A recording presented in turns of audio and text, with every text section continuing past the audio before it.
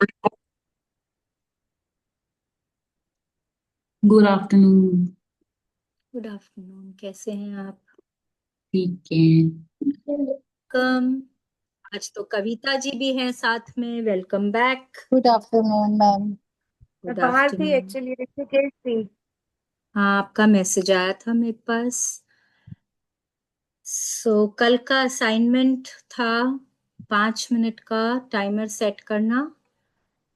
पापा के लिए आई लव यू पापा एंड फिर उनके लिए ग्रैटिट्यूड करना। सबने किया? यस मैम, किया।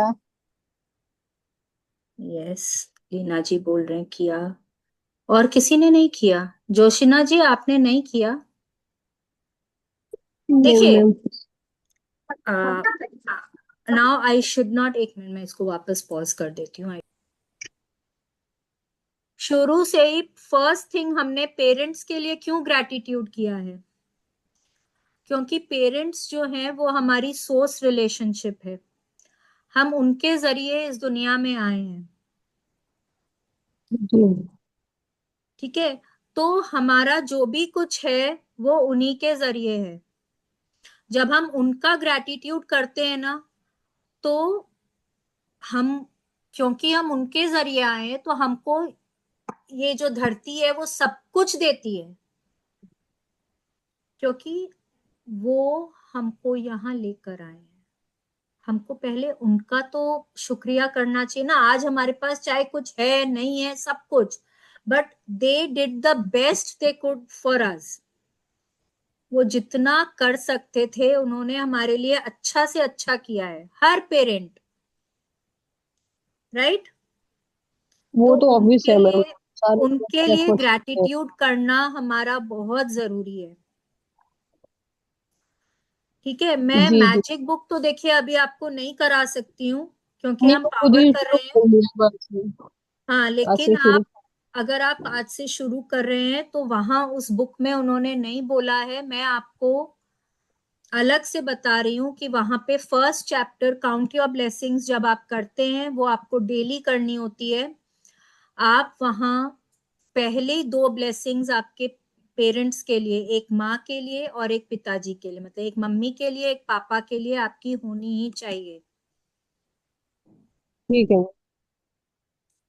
ठीक है। ठीक है। आप आप जितनी भी प्रैक्टिस करेंगे, बट काउंट योर ब्लेसिंग्स, क्योंकि आप रोज करेंगे।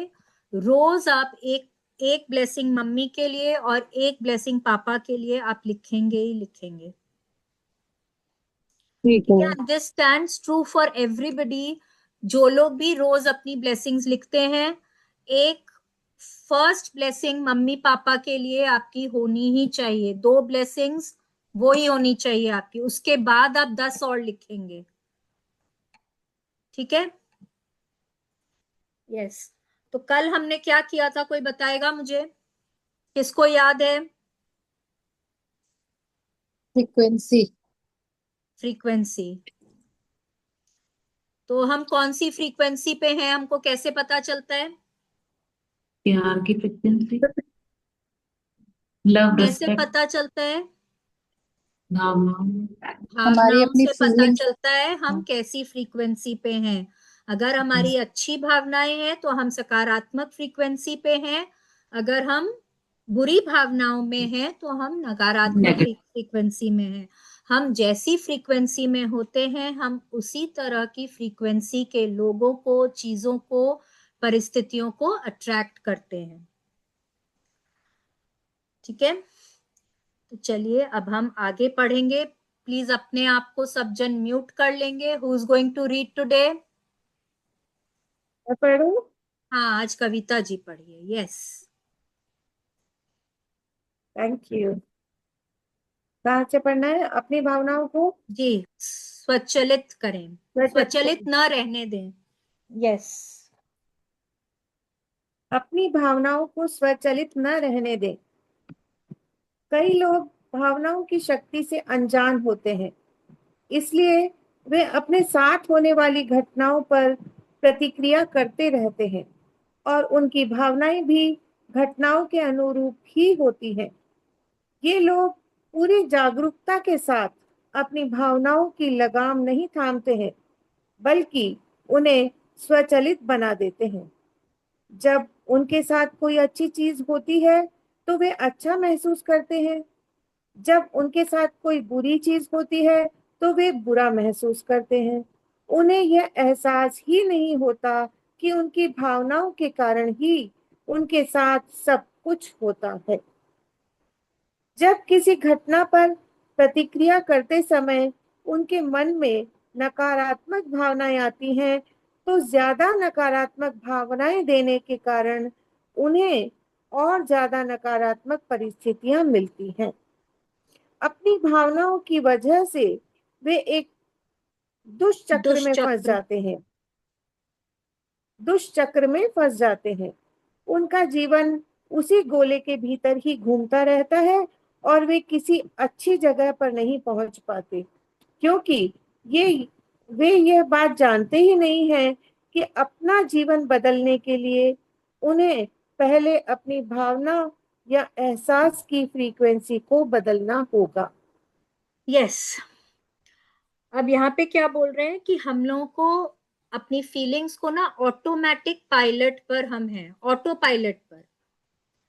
किसी ने कुछ बोल दिया, मतलब कोई हमको बोल रहा है कुछ और हमारा बम फट जाता है।